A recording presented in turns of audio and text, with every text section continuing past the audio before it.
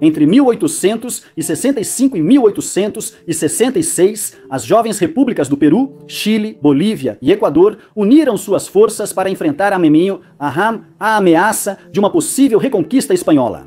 Após duros confrontos, conseguiram rejeitar definitivamente a esquadra inimiga. A guerra hispano-sul-americana parecia ter chegado ao fim.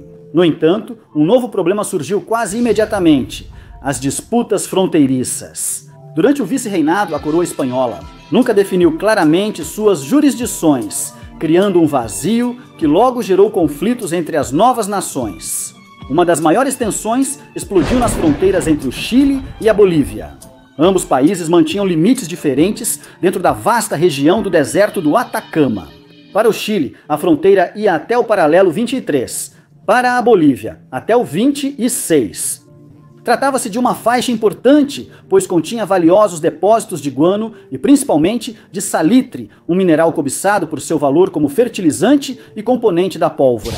Em uma primeira tentativa de resolver esse conflito, ambas as nações assinaram o Tratado de Limites de 1866, fixando a fronteira no paralelo 24 e estabelecendo uma zona de exploração compartilhada. Com o tempo, o controle econômico ficou com os chilenos, devido ao poder da Companhia de Salitre e Ferrovia de Antofagasta. A Bolívia via isso com mais desconfiança. O tratado de benefício mútuo, mas não estava sendo assim na prática. Então, buscando recuperar um pouco de controle e receita, o governo boliviano passou a cobrar impostos das empresas chilenas, que logo se recusaram a obedecer às novas regras. Com risco de conflito armado, a Bolívia buscou apoio no Peru e em 6 de fevereiro de 1873, ambos assinaram o Tratado Secreto de Aliança Defensiva. O pacto garantia apoio militar mútuo em caso de guerra e impedia que a Bolívia pudesse se aliar ao Chile.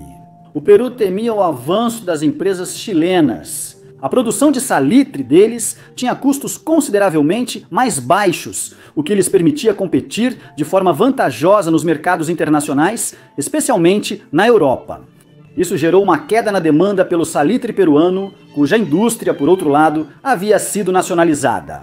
A ineficiência estatal, agravada por corrupção, burocracia e infraestrutura precária, impedia competir com o modelo empresarial chileno. Além disso, o Peru temia que a Bolívia fosse absorvida pelo Chile, que poderia ceder o domínio de Antofagasta em troca de Tacna e Arica. Por isso, o Peru assinou o acordo. A tensão diminuiu um ano depois, com o segundo Tratado de Limites, assinado em 1874 por Chile e Bolívia. Esse novo acordo reconhecia à Bolívia o direito de cobrar impostos das companhias chilenas, mas incluía uma cláusula. Esses tributos não poderiam ser aumentados durante um período de 25 anos. O conflito parecia resolvido, mas tudo mudou 2 anos depois, em 1876, quando o general Hilarión Daza tomou o poder na Bolívia com um golpe de Estado. Sua ditadura logo se viu encurralada por uma profunda crise econômica. Buscando saída, Daza focou em Antofagasta, onde o boom do salitre gerava grandes lucros. Assim, em 1878, ele emitiu um novo imposto de 10 centavos às empresas chilenas por cada quintal de salitre exportado. Essa medida violava abertamente o tratado vigente. A empresa afetada se recusou a pagar e solicitou o apoio do seu governo. A resposta chilena foi imediata. Rejeitou o imposto, apresentou uma queixa diplomática e apoiou assim a recusa da empresa. A centelha do conflito havia sido reacendida. Em 1º de fevereiro de 1879, o governo respondeu. Boliviano confiscou os bens da empresa salitreira. O Chile respondeu, ordenando o desembarque do coronel Emílio Sotomayor em Antofagasta para impedir o leilão dos bens. As tropas chilenas tomaram o controle da cidade sem resistência. A Bolívia, ciente de sua limitada capacidade militar, decidiu recuar. As notícias chegaram rapidamente a Lima. O presidente peruano, Mariano Ignacio Prado, optou por uma intervenção diplomática. Encarregou o representante José Antônio de Lavalle de viajar ao Chile com uma proposta concreta: suspender toda a hostilidade e designar um país árbitro, conforme estabelecia o tratado. Dessa forma, as medidas tributárias bolivianas seriam congeladas até que o conflito fosse resolvido, pelos meios apropriados. A missão diplomática fracassou desde o início. Em Valparaíso, Lavalle foi recebido com hostilidade. O presidente chileno, Aníbal Pinto, havia sido notificado sobre o Tratado Secreto de Aliança Defensiva entre Bolívia e Peru. Para o Chile, medir o conflito tendo um pacto secreto com o inimigo era inconcebível. Isso aprofundou as tensões. De qualquer forma, a Bolívia também não pretendia negociar uma saída pacífica. Em 1º de março de 1879, declarou formalmente estado de guerra contra o Chile, expulsou os cidadãos chilenos de seu território e confiscou todas as suas propriedades. O Chile não demorou a responder. No dia 21 de março, ocupou os portos de Cobija e Tocopila, e 2 dias depois, em 23 de março, ocorreu o combate de Calama, onde um grupo de 135 bolivianos, sob o comando de Eduardo Avaroa, enfrentou 550 soldados chilenos melhor armados e treinados. A superioridade militar se impôs, marcando o primeiro combate terrestre da Guerra do Pacífico. Naquela tarde, o Chile consolidou seu domínio sobre o litoral boliviano e a Bolívia perdeu de maneira definitiva sua saída soberana para o mar. Após o primeiro combate, o Chile pediu que o Peru fosse neutro. Mas o governo peruano respondeu solicitando tempo, alegando que precisava consultar o Congresso antes de adotar uma posição oficial. Essa demora foi interpretada pelo Chile como uma manobra para ganhar tempo, um artifício para preparar uma ofensiva. Suspeitando disso, em 5 de abril de 1879, o Chile declarou guerra ao Peru. No mesmo dia, sob comando do contra-almirante Williams Rebolledo, a esquadra chilena partiu para o porto de Iquique e o bloqueou. A Guerra do Pacífico havia começado e o fez deixando 3 grandes certezas. A primeira, que o destino do conflito seria decidido no mar. A segunda, que o Chile estava mais preparado, equipado e organizado na frente naval. E a terceira, que a Bolívia tinha pouco a oferecer militarmente, apenas apoio logístico e alguns recursos. Apesar da aliança, as condições eram notoriamente desiguais. O Chile contava com uma esquadra moderna e poderosa, equipada com 2 navios blindados recém-adquiridos, as gêmeas Cochrane e Blanco Encalada. Enquanto o Peru também possuía 2 navios blindados, a fragata Independência e o monitor Huáscar. Mas ambas tinham 11 anos a mais e eram menos armadas que suas rivais. Em termos de corvetas, canhoneiras, navios de transporte e tonelagem geral, a vantagem chilena era evidente. Diante desse cenário, um confronto naval direto era inviável para o Peru. A única estratégia possível era desgastar o inimigo, atacando suas linhas de abastecimento e evitando confrontos diretos. Mas o Chile seguia parado, esperando que o Peru tentasse retomar Iquique. Contudo, o Peru também não atacava. Então, o Chile decidiu tomar a iniciativa e lançar uma ofensiva naval surpresa contra o Porto de Callao, o principal porto peruano. Enviou 2 navios blindados ao norte e deixou o bloqueio de Iquique sob o comando do capitão Arturo Prat, da corveta Esmeralda. Coincidentemente, no mesmo dia 16 de maio, em que a esquadra chilena partiu rumo a Icaial, as forças peruanas também zarparam. O presidente Mariano Ignácio Prado foi com a esquadra para Arica para reforçar a defesa do sul e impedir possível avanço chileno por terra. Durante a navegação, as 2 forças navais se cruzaram no mar, mas não se viram. O Peru navegava perto de suas costas, enquanto o Chile seguia mar adentro para evitar ser detectado. Ao chegar a Arica, uma notícia crucial os aguardava. Iquique havia ficado desprotegida. Era o momento oportuno para recuperá-la.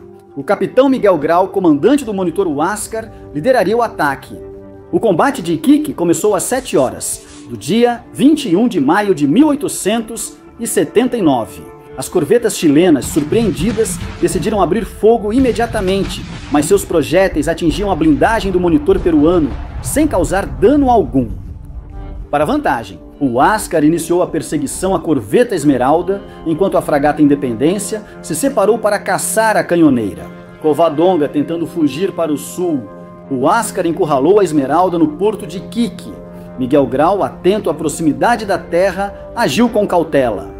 Um erro nos disparos poderia arriscar o porto peruano e a população civil. Logo notou que seus artilheiros não tinham habilidade ou precisão suficiente. Então percebeu que a estratégia deveria ser outra, investir contra a nave chilena, destruí-la com seu esporão. E assim fez. O Huáscar avançou e perfurou o casco da Esmeralda, causando grande dano. Ao mesmo tempo, seus canhões dispararam, dizimando parte da tripulação chilena. Num ato instintivo, Arturo Prat lançou um grito de guerra e saltou a bordo do Huáscar, seguido por alguns poucos homens. Ele sabia que estava condenado, mas talvez ainda tivesse uma chance. Avançou pelo convés inimigo até a torre de comando, onde estava Miguel Grau. Avançou o máximo que pôde até ser abatido por um tiro certeiro. No momento em que Arturo Prat caiu, Miguel Grau ordenou cessar fogo e começou a recuar. Pediu a rendição da Esmeralda, mas o primeiro-tenente Luiz Uribe, assumindo após a morte de Prat, optou com seus oficiais por lutar até o fim. Hastearam suas bandeiras e enfrentaram mais 2 investidas. Após o terceiro impacto, a corveta afundou nas águas de Iquique, restando apenas 61 sobreviventes, cerca de 1/3 de sua tripulação original. Em um ato de nobreza, Miguel Grau ordenou o lançamento dos botes salva-vidas para resgatar os náufragos chilenos. Ele lhes ofereceu atendimento médico e um tratamento digno, mas seu gesto mais lembrado veio depois. Ele enviou uma carta de pêsames à viúva de Arthur Prat, na qual destacava sua valentia, honra e sacrifício. Junto com a carta, devolveu sua espada, seu anel de casamento e 3 fotografias pessoais. Esses gestos de humanidade e respeito superaram o conflito. Desde então, Miguel Grau é lembrado como Cavalheiro dos Mares, tanto no Peru quanto no Chile, onde até hoje, todo dia 21 de maio, o heroísmo de Arturo Prat é comemorado com feriado nacional. Após ajudar, Huáscar seguiu ao sul para encontrar a independência, que ainda perseguia a canhoneira Covadonga. O fogo de artilharia. Foi durante essa manobra que ocorreu um fato trágico. O capitão no comando, Juan Guillermo Mori, não percebeu uma enorme rocha submersa perto da costa e chocou sua embarcação contra ela. O navio peruano afundou rapidamente. Ao ver o ocorrido, a Covadonga voltou para atacar, mas o Huáscar se retirou ao perceber a aproximação. Miguel Grau decidiu não persegui-la e se concentrou em resgatar os náufragos da independência. Assim, em uma reviravolta infeliz, o Peru perdeu seu navio blindado mais poderoso, sua melhor arma para uma guerra desigual. Embora tenha afundado a Esmeralda e recuperado Iquique, a perda da independência foi um golpe irreparável. O Huáscar ficou sozinho na defesa naval. Em 22 de maio, os navios chilenos chegaram ao porto de Callao, mas os peruanos já tinham partido. A incursão foi inútil, precisávamos voltar. Miguel Grau, sem perder tempo e sem descer, partiu de Iquique em 24 de maio e bombardeou Antofagasta em 26. As linhas chilenas permaneciam vulneráveis sem seus encouraçados e era hora de aproveitar. O ataque foi certeiro. Destruíram canhões, máquinas de condensação e principalmente o cabo telegráfico que ligava Antofagasta ao resto do Chile, isolando a cidade. Durante a travessia, o Huáscar conseguiu evitar ataques inimigos, afundou 3 veleiros, capturou outros 3 que foram incorporados à esquadra peruana e destruiu 7 lanchas. No meio dessas operações, Miguel Grau voltou a demonstrar seu caráter. Ele se recusou a destruir a máquina condensadora de água para evitar que a população morresse de sede. E atendeu ao pedido de um comerciante que lhe pediu para não bombardear o porto de Cobija, vital para o comércio local, mostrando mais uma vez sua humanidade em tempos de guerra. Em 7 de junho, o Huáscar voltou ao porto de Callao para reparos e reforço. E um mês depois, voltou ao mar para realizar novas incursões ao sul, alcançando resultados importantes. Um dos mais importantes foi a captura do navio RIMAC, que transportava 260 carabineiros, 215 cavalos, armas e carvão. A perda foi tão severa que provocou a renúncia do contra-almirante chileno Juan William Rebolledo e do gabinete ministerial. Durante julho e agosto, a situação se agravou para o Chile. 3 navios foram derrubados, 7 capturados e integrados à esquadra peruana, além de mais de 60 lanchas destruídas. 5 meses após o início da guerra, o Monitor, Huáscar, havia se tornado uma muralha flutuante, um obstáculo intransponível que impedia qualquer tentativa de avanço chileno em direção ao território peruano. Algo era claro para o Chile: o Huáscar precisava ser destruído. Essa missão foi confiada ao capitão Galvarino Riveiros, que começou a planejar cuidadosamente a emboscada. Criaria 2 grupos de ataque liderados pelos encouraçados Cochrane e Blanco Encalada, cada um com 2 corvetas, tendo como única missão derrubar o Huáscar. Ignorando isso completamente, o presidente Mariano Ignácio Prado ordenou a Miguel Grau que fizesse uma última expedição de reconhecimento diante das costas inimigas. Depois atenderia ao insistente pedido de reparar o Huáscar. A embarcação precisava disso urgentemente, pois tinha danos no motor, blindagem e casco, com desgaste evidente. Ainda assim, na madrugada de 8 de outubro, ele levou Antofagasta acompanhado pela corveta União, buscando detectar presenças inimigas, mas não avistaram nenhuma, então iniciaram o retorno para Iquique. Foi então que avistaram 3 navios se aproximando. Tratava-se do Blanco Encalada, junto com 2 corvetas. O Huáscar e a União viraram para o sul tentando escapar. Por um momento, pensaram ter despistado eles e seguiram ao norte, rumo ao território peruano. Mas na altura de Punta Angamos, outro grupo de 3 navios surgiu de outra direção. Era o Cochrane, acompanhado de 2 corvetas. Miguel Grau havia caído na emboscada. Tentou aumentar a velocidade, mas já era tarde. Os encouraçados chilenos o tinham cercado. Miguel Grau comunicou a Aurélio Garcia, capitão da União, que fugisse. O Peru não podia perder suas 2 melhores embarcações. Ele, porém, optou por ficar e lutar. Ele tomou a iniciativa e atirou no Cochrane a mais de 1 quilômetro, com disparos precisos.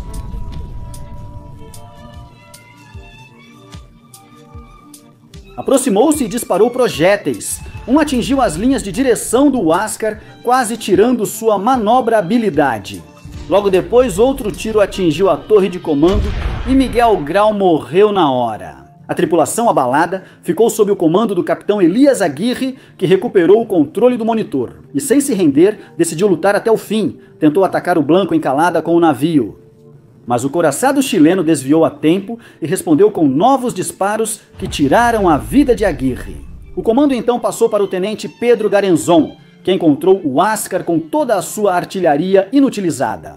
A única opção era evitar sua captura. Ele mandou abrir as válvulas para afundar o navio, mas as tropas chilenas chegaram a tempo, dominaram a tripulação e impediram o afundamento. Dos 200 tripulantes, 35 morreram em combate e 165 foram feitos prisioneiros. O Huáscar foi rebocado até Valparaíso, onde seria reparado e incorporado à esquadra chilena. Assim terminou o combate de Angamos, levando o último navio blindado peruano e seu maior comandante, o contra-almirante Miguel Grau, que durante meses defendeu o Peru com estratégia, audácia e uma coragem digna de verdadeiros heróis. Assim como no Chile, se homenageia Arturo Prat todo dia, 21 de maio no Peru, todo 8 de outubro é comemorado com feriado nacional. O heroísmo e o legado de Miguel Grau, o Cavaleiro dos Mares. Se você quiser conhecer mais sobre a história dele, contada com o estilo próprio deste canal, te convido a se juntar e aproveitar este vídeo exclusivo para membros. Assim, você contribui para o crescimento do projeto. Inscreva-se se ainda não fez isso e deixe seu like se você está gostando desta história. A campanha naval da Guerra do Pacífico culminou naquele 8 de outubro de 1879 com a queda do monitor Huáscar. Após aquele desfecho, os países em conflito começaram a se preparar para uma nova etapa, a campanha terrestre. Mais de 20 mil soldados chilenos enfrentariam cerca de 14 mil peruanos e 7 mil bolivianos. O Huáscar já não podia mais impedir. O plano chileno era claro: tomar Tarapacá. A região sul do Peru concentrava a maior parte de sua produção de salitre.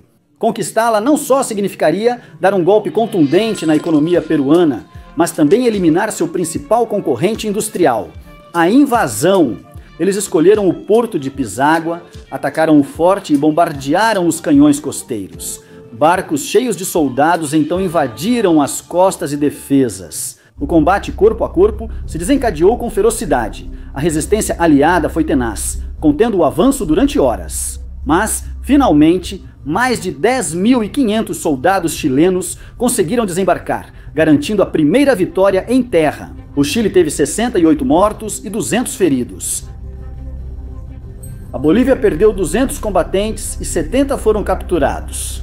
A desmoralização se fez presente e muitos começaram a desertar.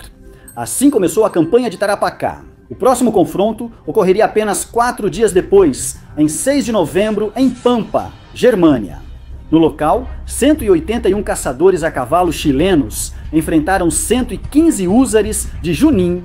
A superioridade numérica foi decisiva.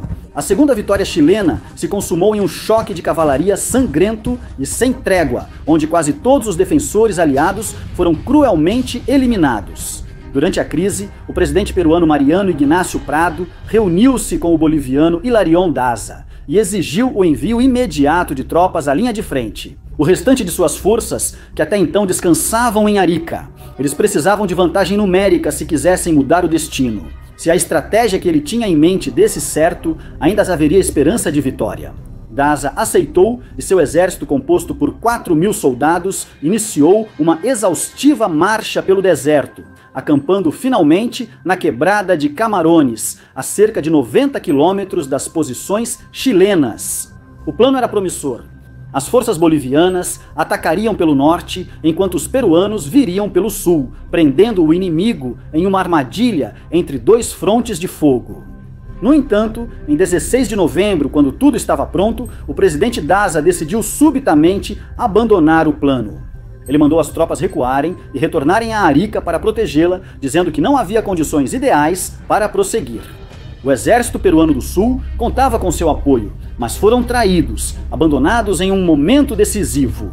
Em 19 de novembro, o general peruano Juan Buendía, sem saber da retirada de Daza, avançou para o combate, esperando os bolivianos como combinado. Mas ele estava errado. Assim começou a Batalha de Dolores. Assim que o combate começou, os peruanos perceberam com horror que o exército boliviano não chegaria. A notícia causou comoção e confusão estratégica entre suas fileiras. As esperanças de uma vitória haviam se dissipado.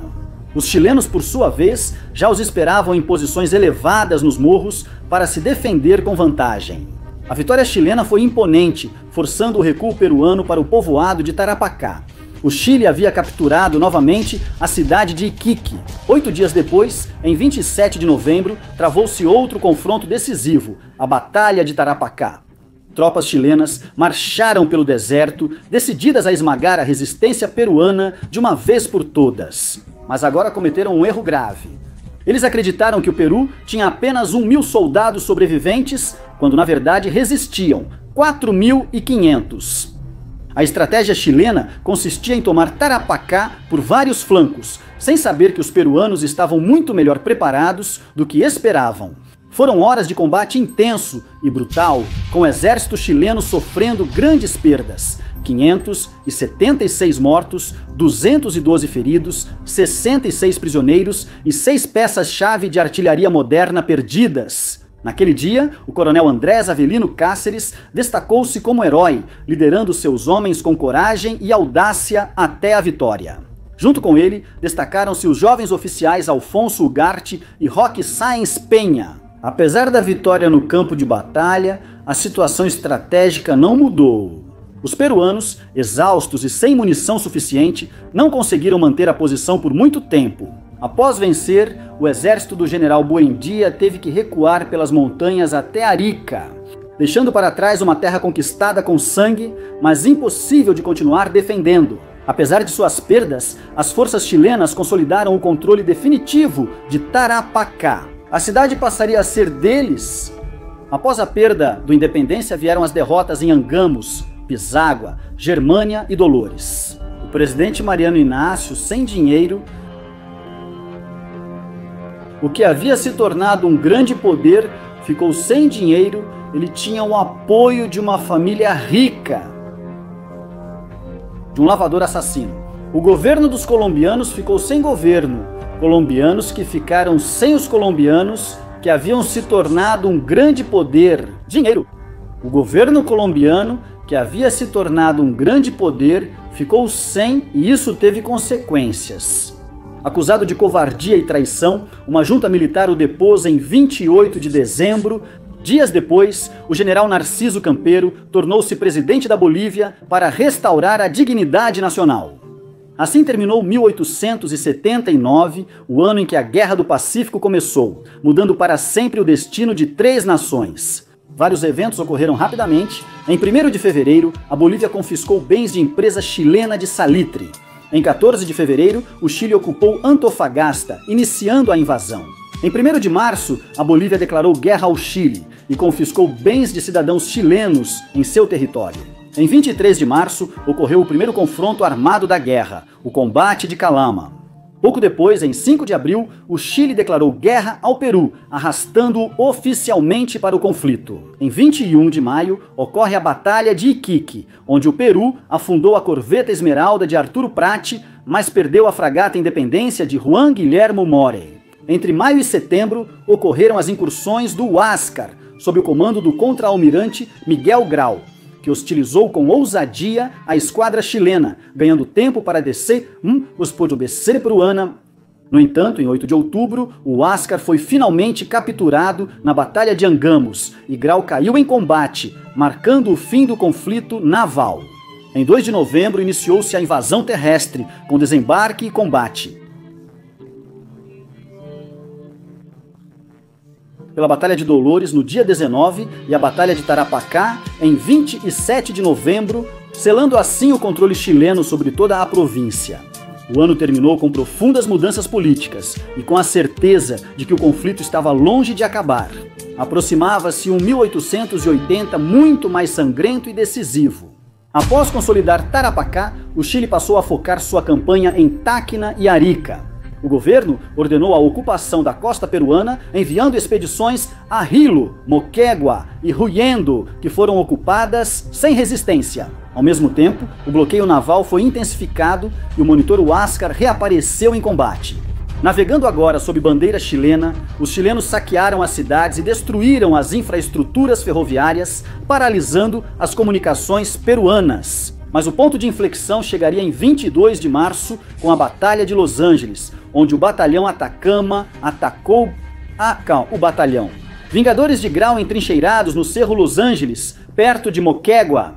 Foi uma luta feroz, mas a superioridade numérica foi decisiva e a posição caiu. O Chile tomou Moquegua, cortando as comunicações peruanas para Tacna e Arica, iniciando a ofensiva final. O exército peruano recuou para Tacna, decidido a defendê-la a todo custo. A praça de Arica foi confiada ao coronel Francisco Bolognesi, acompanhado por Alfonso Ugarte, aquele jovem empresário que, com seus próprios equipamentos do batalhão próprio. Em 10 de abril, a Marinha chilena iniciou o bloqueio do Callao, buscando sufocar ainda mais a economia peruana e cortar o reabastecimento de Lima.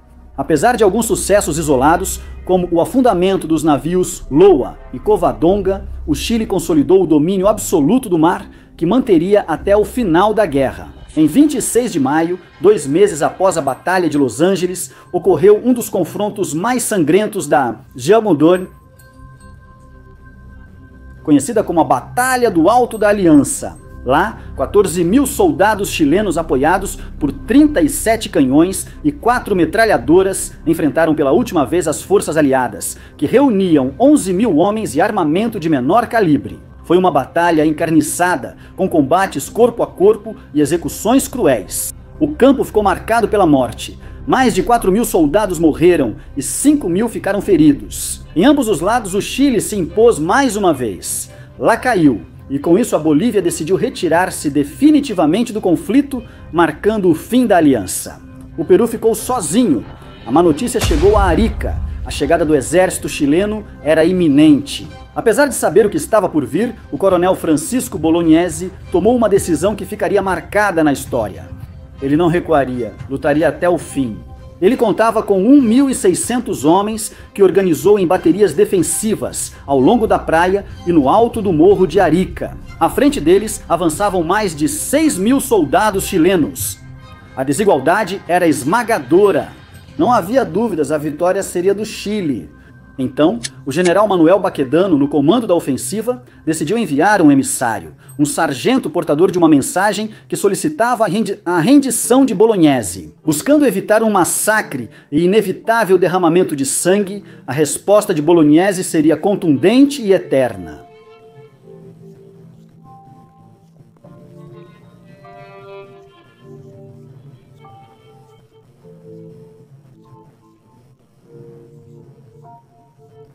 No dia 6 de junho, o Chile iniciou um intenso bombardeio naval e terrestre sobre Arica, que se prolongou por horas. O Peru resistiu com valentia desde o mar, defendido pelo monitor Manco Cápac. Mas na madrugada de 7 de junho, as forças chilenas conseguiram tomar simultaneamente as baterias costeiras. Então, combates corpo a corpo, e a partir daí começou o avanço final, assaltando progressivamente o morro. Muitas histórias de honra e coragem foram escritas em minutos, como a daquele jovem artilheiro voluntário de apenas 16 anos, para evitar que os canhões peruanos fossem capturados, incendiou o paiol de sua bateria e causou uma explosão que tirou sua própria vida, junto com muitos soldados chilenos, mas a vantagem numérica prevaleceu.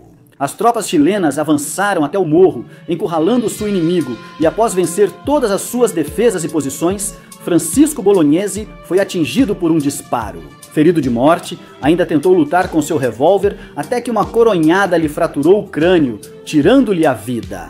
Segundo diversos relatos históricos, como os de Jorge Basadre, um dos últimos a resistir foi Alfonso Ugarte, que, agarrado à bandeira peruana, montou em seu cavalo e se lançou do alto do morro em direção ao precipício, seguindo para esse destino antes da rendição e de deixar o pavilhão cair em mãos inimigas. Outras versões dizem que ele foi abatido em combate ou caiu após ser mortalmente ferido. A verdade está dividida.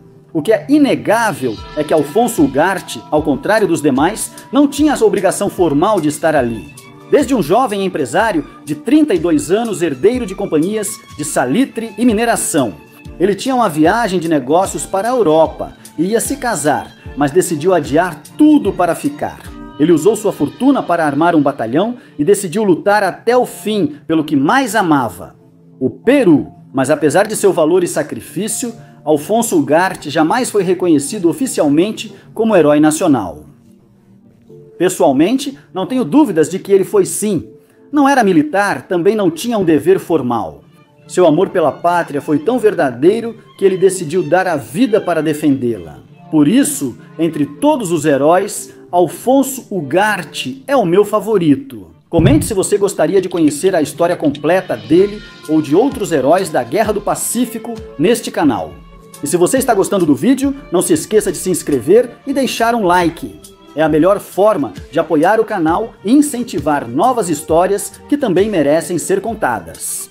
Após a queda de Arica, o Peru perdeu seu exército profissional e a maioria de seus oficiais experientes, apesar do colapso econômico causado pela guerra e bloqueio naval. O herói da pátria, oficialmente reconhecido como herói. O governador disse que o pensamento... Empreendimentos, você pode consultar. Se você tem tempo para projetos da Iranta, Monto de Spain, Las IV, LG, Dryax e BR, feliz por ter chegado.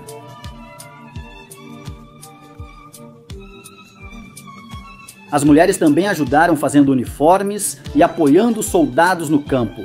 Todo o povo peruano se mobilizou, inclusive cidadãos da alta classe fizeram contribuições voluntárias para financiar a defesa. O fervor patriótico transformou a resistência em uma cruzada nacional. O presidente Pierola assumiu o comando da estratégia militar, apesar de não ter formação militar, e ignorou os conselhos de seu Estado-Maior, incluindo os de chefes experientes, como o coronel Andrés Avelino Cáceres, que alertava que o ataque viria do sul, mas Pierola insistia que o inimigo chegaria pelo norte.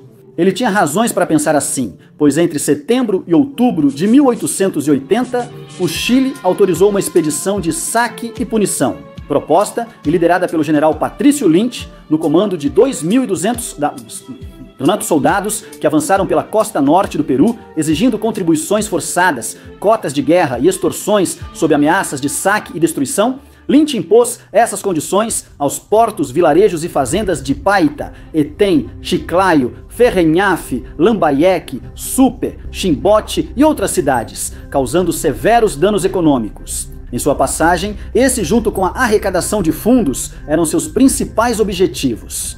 Enquanto isso acontecia, em 22 de outubro foi feita uma última tentativa diplomática de paz, conhecida como a Conferência de Arica, mediada pelos Estados Unidos. Nela, delegados do Chile, Peru e Bolívia se reuniram a bordo do navio americano Lacauana, ancorado em frente a Arica. O Chile exigiu como condição de paz a cessão permanente de Antofagasta e Tarapacá, além da ocupação de Arica, Tacna e Moquegua. Indenização de 20 milhões de pesos ouro e devolução das embarcações confiscadas. O Peru afirmou que a proposta era inaceitável e humilhante. As conversas colapsaram sem acordos e ambas as partes se acusaram mutuamente de usar as negociações para ganhar tempo militar. Não houve acordo. Após esse fracasso, o governo chileno chegou a uma conclusão. Somente a ocupação de Lima forçaria a rendição do Peru. A campanha de Lima estava prestes a começar e, para isso, o governo chileno decidiu dobrar seu exército e equipá-lo com artilharia moderna. Entre suas armas, destacavam-se os fuzis Comblain belgas, os Gra franceses, as carabinas Winchester, os potentes canhões Krupp alemães e as temidas metralhadoras Nordenfeld. A logística de guerra foi reforçada com mais de 1.200 mulas para transporte. O exército chileno desembarcou sem resistência em Paracas, exigindo a rendição de Pisco, defendida pelo coronel Manuel Zamúdio, que se retirou com suas tropas diante do avanço inimigo. O Chile ocupou Pisco e em 23 de novembro tomou Ica, junto com os povoados de Chincha Alta, Chincha Baja e Tambo de Mora. Assim como Andrés Avelino Cáceres havia advertido, o exército chileno viria do sul. O presidente Piérola se apressou em duas linhas defensivas. A primeira se estendia de San Juan de Miraflores até Monterrico, abrangendo 14 quilômetros de frente, projetada para conter o primeiro ataque. A segunda linha seria instalada perto da praia de Miraflores, com 6 quilômetros de defesa. No entanto, o projeto tinha graves falhas táticas, como a extensão excessiva das linhas e a pouca profundidade defensiva, e uma separação de 10 quilômetros entre ambas as posições, dificultando a concentração de forças e a comunicação. Ainda assim, apesar disso, tudo parecia estar pronto. Assim terminou 1880, quando o Chile focou sua ofensiva em Tacna e Arica. Em 22 de março, ocorreu a Batalha de Los Angeles, quando o Chile tomou Moquegua e cortou as comunicações peruanas ao sul. Em 10 de abril, a marinha chilena bloqueou Callao, isolando a capital e prejudicando a economia peruana. Em 26 de maio, após a sangrenta Batalha de Tacna, a Bolívia retirou-se do conflito, encerrando a aliança.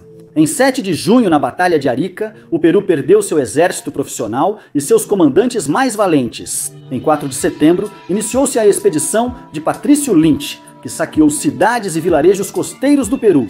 Em 22 de outubro, houve uma última tentativa de paz, mas não houve acordo. Em 19 de novembro, o exército chileno ocupou Pisco e no dia 23 tomou Ica. Ambos os lados encerraram aquele ano se preparando para o confronto final, a Campanha de Lima. Esta começaria com a Batalha de San Juan e Chorrillos, o maior confronto da história da América do Sul, com cerca de 50 mil combatentes entre ambos os lados. O combate iniciou ao amanhecer de 13 de janeiro de 1881. As 3 divisões chilenas atacaram a linha defensiva peruana de San Juan, Santa Teresa e Morro Solar, buscando romper seus pontos fracos. O Peru resistiu com tudo, mas em desvantagem numérica e de fogo. Ainda assim, tentou usar suas linhas fortificadas para desgastar o inimigo antes de envolvê-lo e destruí-lo. Por volta do meio-dia, após intensos combates que mataram milhares de soldados, os chilenos romperam a primeira linha.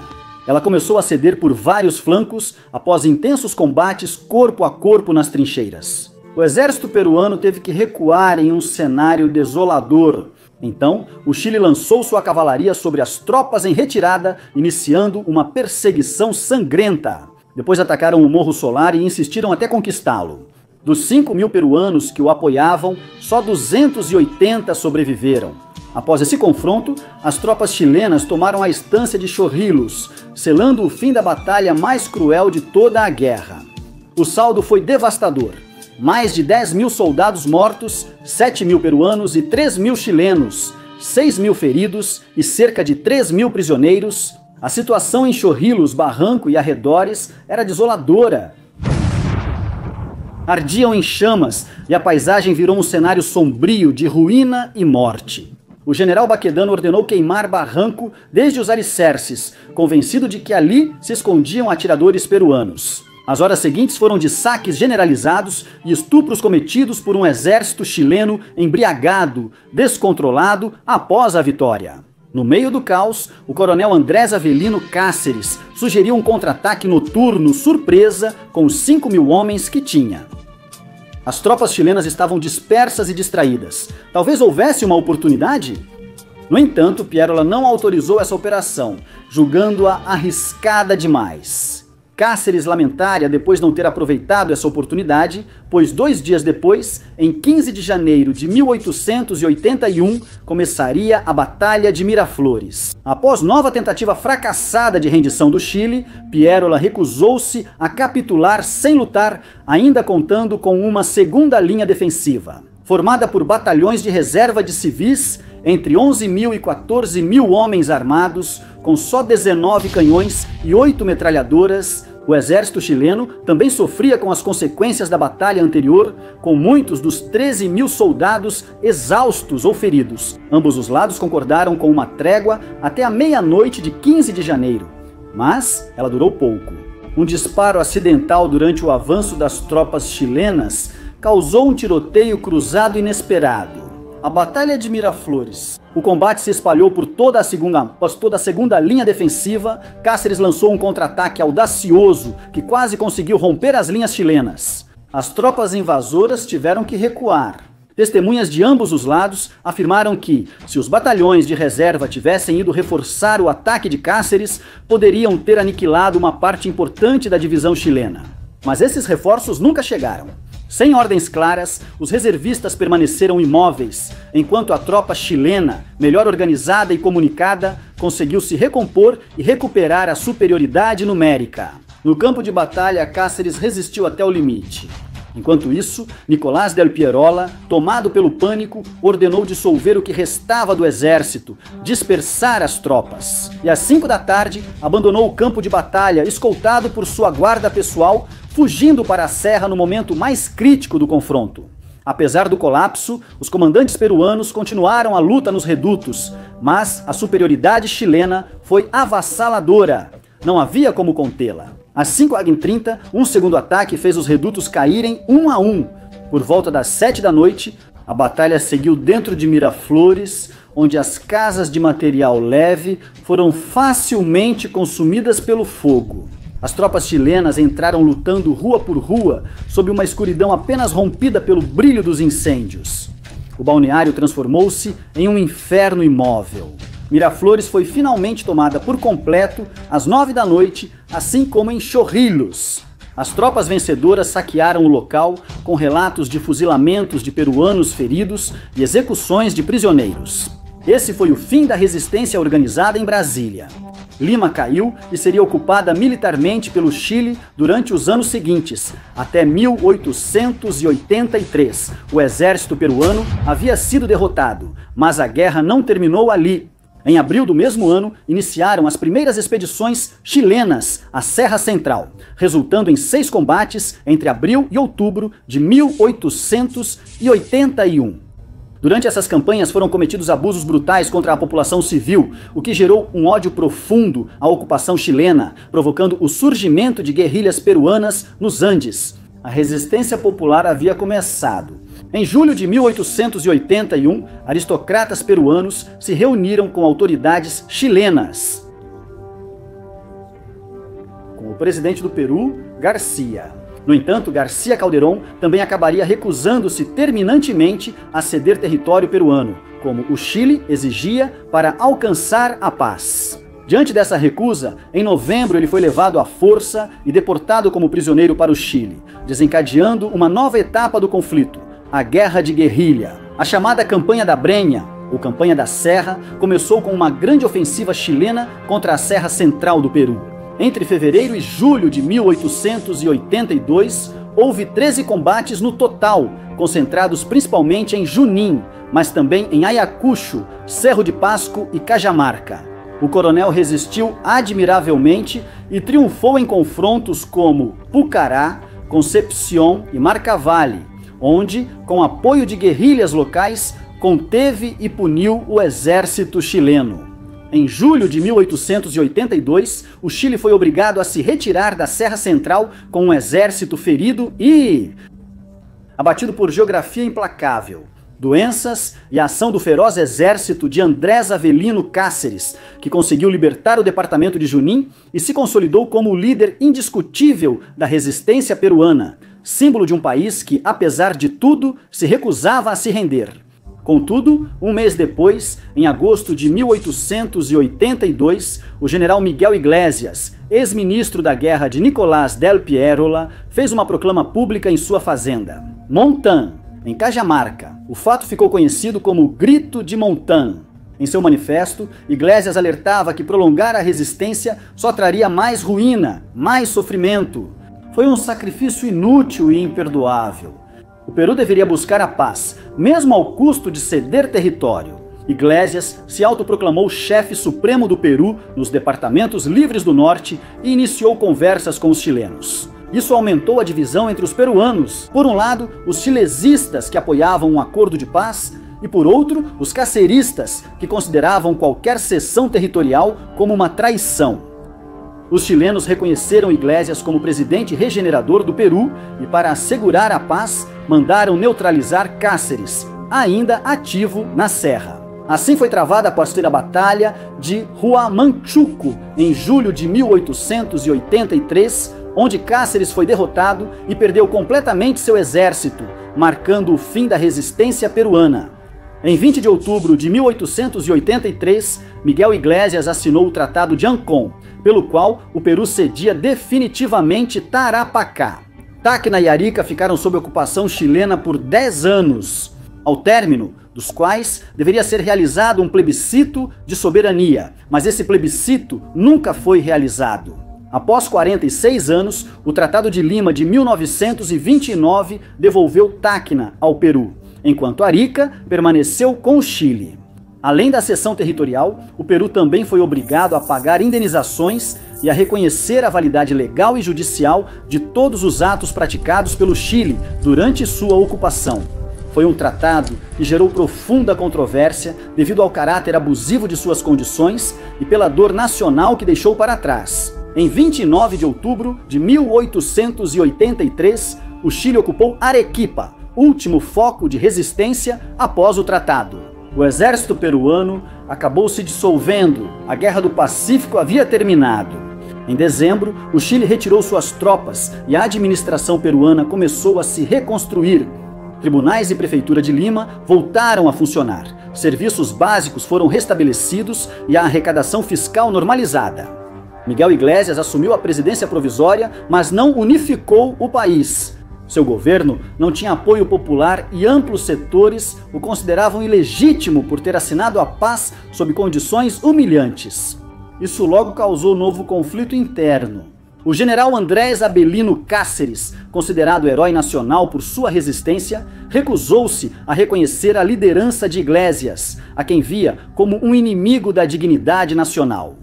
Assim começou a Guerra Civil de 1884 e 1885, uma luta entre peruanos que culminou com a queda de Iglesias e a ascensão de Cáceres à presidência, marcando o início do difícil processo de reconstrução nacional. Mas bem, essa é outra história. Esta foi a Guerra do Pacífico, uma guerra que para o Chile significou consolidar-se como potência regional, expandindo seu território e influência. Para o Peru, foi um golpe devastador que o lançou em profunda crise social, política e moral. Essas feridas levariam décadas para cicatrizar. Foi uma guerra desnecessária, criada por pactos ocultos e líderes fragmentados, sem visão nacional. Manuel González Prada expressou isso de forma crua.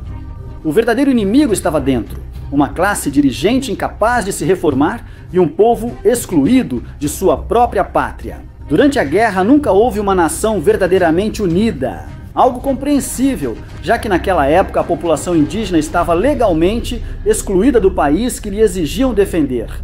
Não tinham direitos políticos nem representação nacional. viviam submetidos à servidão, sem propriedade nem acesso à educação, sem voz nem voto, nem rosto, nem expressão. O Peru daquela época era dominado por elites crioulas urbanas que desconsideravam-se o papel indígena na identidade nacional. Ricardo Palma disse isso diretamente. A principal causa da derrota foi que a maioria do Peru era composta por uma raça degradada. O indígena não tinha sentimento patriótico e representava 70% do efetivo militar. Foram tratados como servos, não como cidadãos, concluiu. A Guerra do Pacífico foi fragmentada, um reflexo da desigualdade, do abandono e da divisão interna. Mas também foi onde nasceram histórias de coragem e sacrifício que ainda hoje marcam a memória de um país que soube resistir, mesmo quando tudo parecia perdido. Uma guerra que deixou um chamado silencioso, o de construir um país mais justo, mais unido e mais humano. Por isso, seus rastros permanecem nas ruas, em seus nomes, na memória dos povos que lutaram e de todos. Lições e reflexões ficaram pairando no ar após a Guerra do Pacífico. Quero saber sua opinião nos comentários. Se gostou do vídeo, deixe um like e compartilhe com quem valoriza conhecer um passado que de muitas formas ainda vive em nós. Nos vemos na próxima história. Tchau!